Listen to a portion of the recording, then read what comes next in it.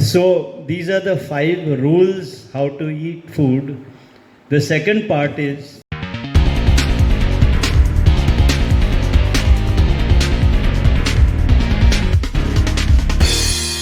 so after studying the rules for of eating, we look at the food that we should eat. I already told you the good food list. The good food list is what nature makes. Whatever nature makes in the natural form is a good food list, which is fruit, vegetables. Vegetables can be cooked lightly without losing too much, but frying will lose too much.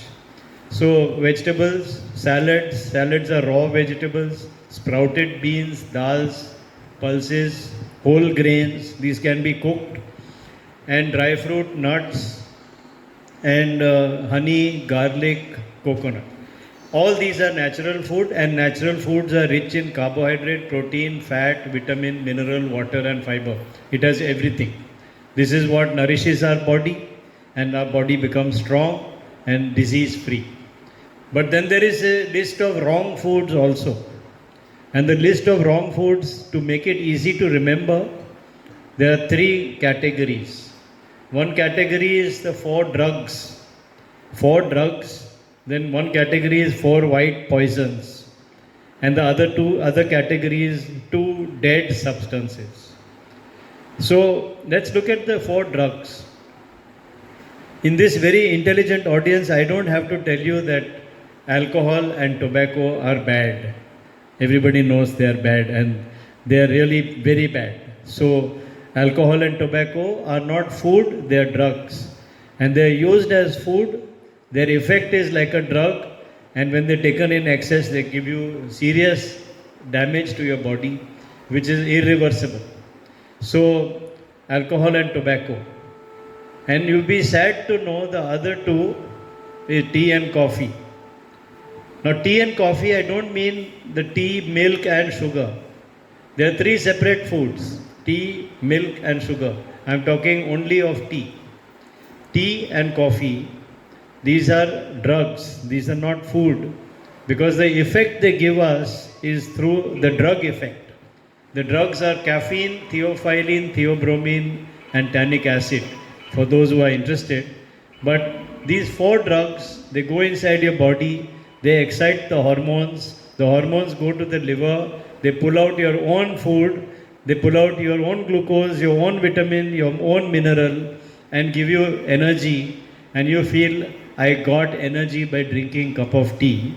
Actually, by drinking cup of tea, you went in your own safe and pulled out your own money and you spent it and say, I am very rich. So, tea and coffee are not food, they are drugs. These are 4 drugs. We should be very careful with them, because these 4 drugs, they eat up into your own reserves. They don't contribute, and that's why they are cause of disease. Then comes the 4 white poisons. This is even more exciting chapter. The 4 white poisons are 4 things that we eat every day, all the time. First is milk. Second is maida. Third is sugar. And 4th is salt. Milk, maida, sugar and salt. These 4 are white in color, and they are white poisons. Why I say milk is bad? Many of you who have gone on YouTube have seen my previous answer in previous meeting in Kerala, where I've given full detailed answer on why milk is bad. But I'll summarize it. Milk is bad because it is the milk of another animal. It's not your own mother's milk. Milk, by definition, is an easy to digest liquid food containing carbohydrate, protein, fat, vitamins and minerals in water, arranged in the proportion to the need of that species. Means the baby of that species needs it in that proportion, and mother contains that milk in that proportion. So mother's milk is very good till the baby can eat adult food. So also cow's milk for the cow, buffalo's milk for the buffalo, goat's milk for the goat, lion's milk for the lion, but not buffalo's milk for the human being, cow's milk for the human being, goat's milk for the human being, because our body constitution and requirement is different. Therefore, milk is poison from its structure. You can't digest it. But more than that, now milk has become an industry. And in the industry, they have to nurture 5,000 cows. You can't leave the 5,000 and say, now go and eat grass where you like. They are tied up in one place and then they are given grass on that space. So they don't get exercise, they don't get sunshine, they don't get natural food from outside, but they get structured food. Then they get drugs to become pregnant, then they get drugs to make more milk, and they get drugs to remain giving more milk for a long time. All these drugs come in the milk, and when human being consume that milk, then his organs also get stimulated by those drugs. Those drugs are hormones and antibiotics.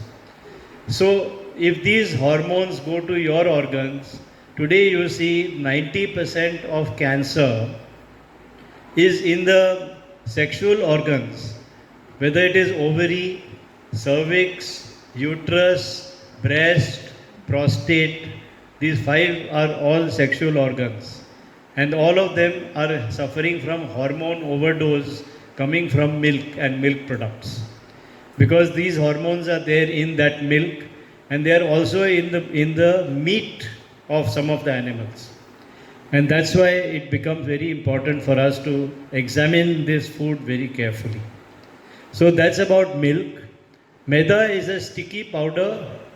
When it is made hot, it becomes a little crisp, but otherwise it's a sticky powder. When you eat it, it sticks in the intestine.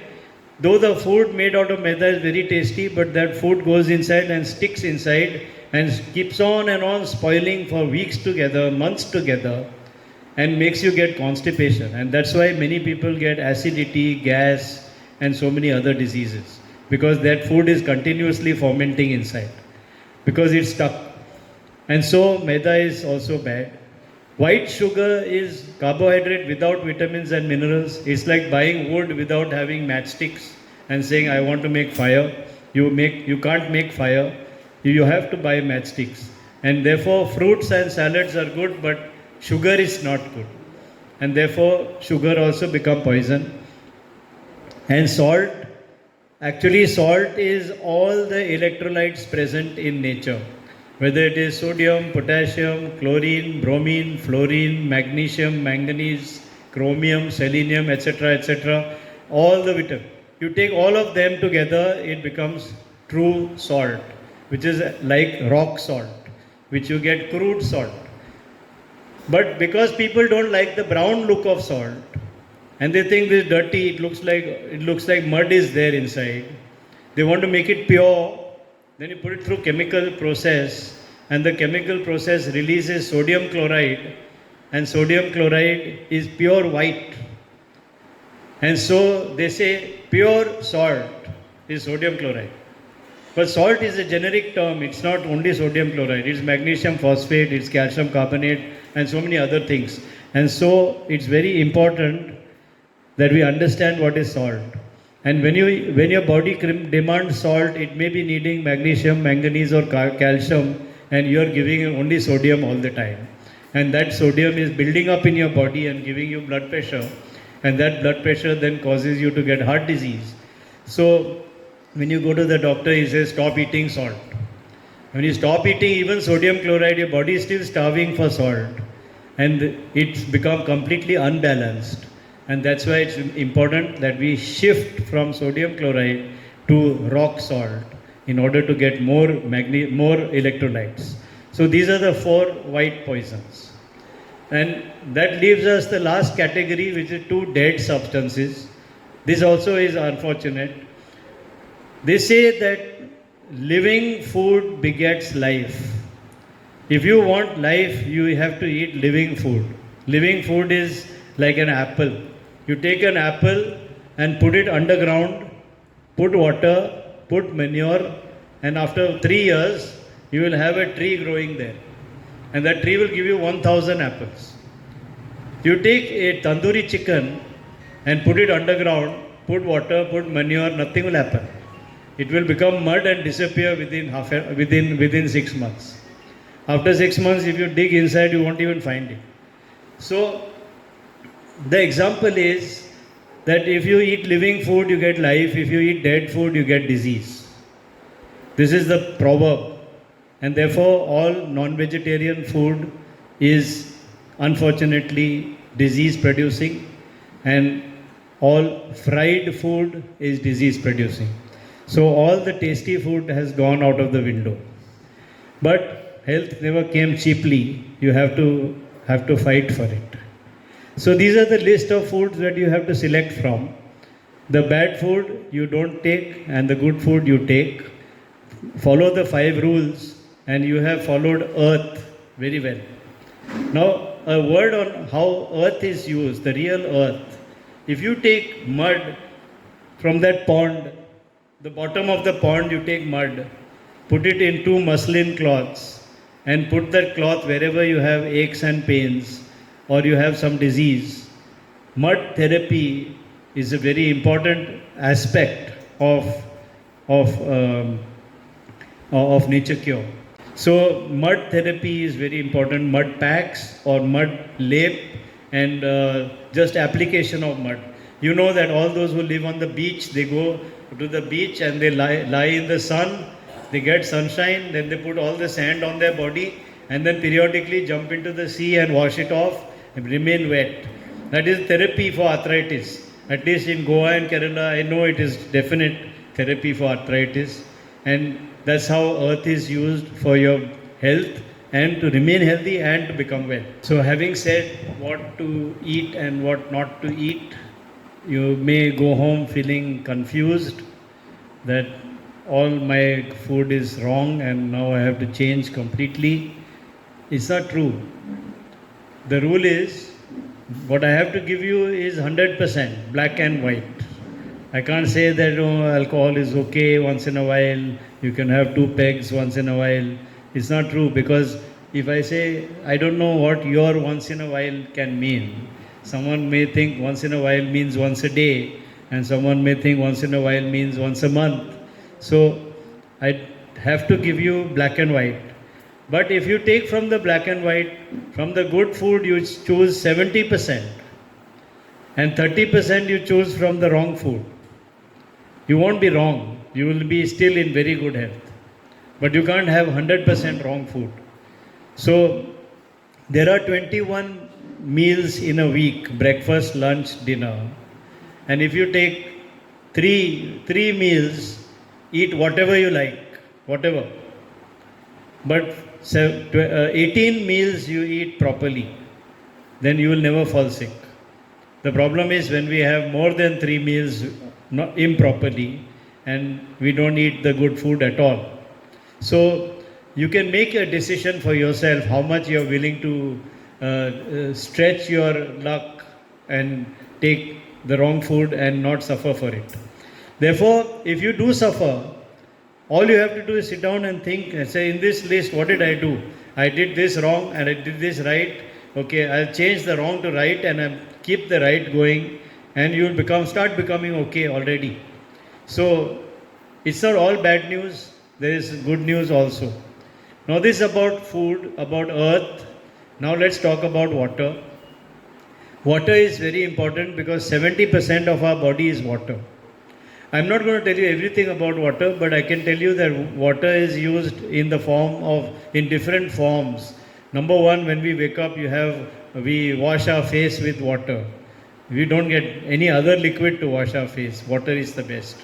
You wash your face with water, you wash your mouth with water, you drink water, and if you have a cold, you do steam inhalation, that also comes from water. And if you want to have full body steam, sauna bath, like if they do in the cold countries where they don't sweat at all, then they go into a room full of steam. The steam is also from water, and then that water makes you sweat. So that sweat is also treating you. So this water can be used in many ways. You can have water movement, which is like a jacuzzi, where the water is in a whirlpool. That also is water massage. and so many other things. And you can use hot water and cold water. So that also is variation in water therapy.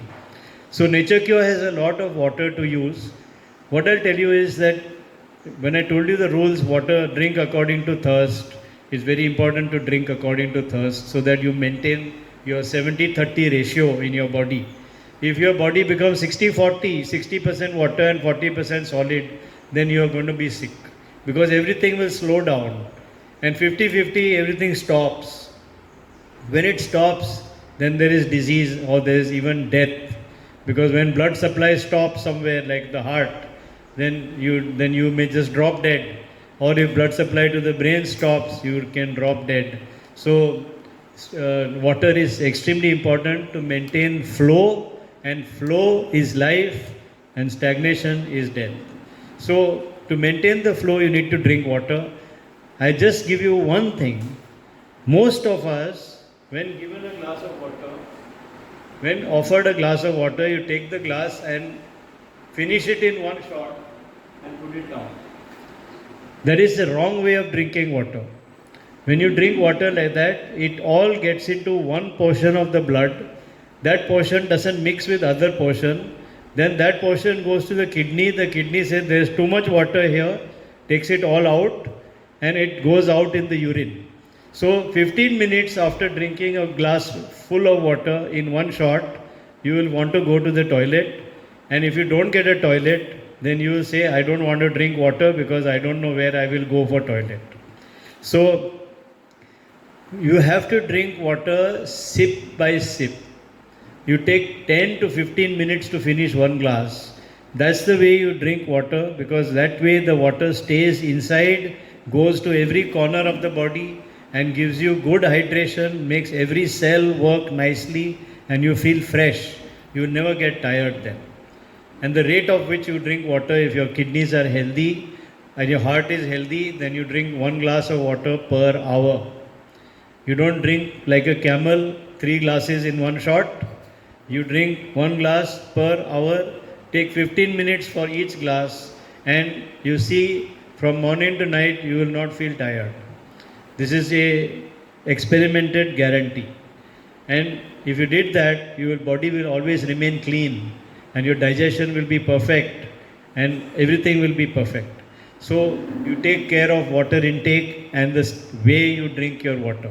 So that's about water. Now we come to air, the third component of the Panch Mahabhut. And air is basically oxygen. You know that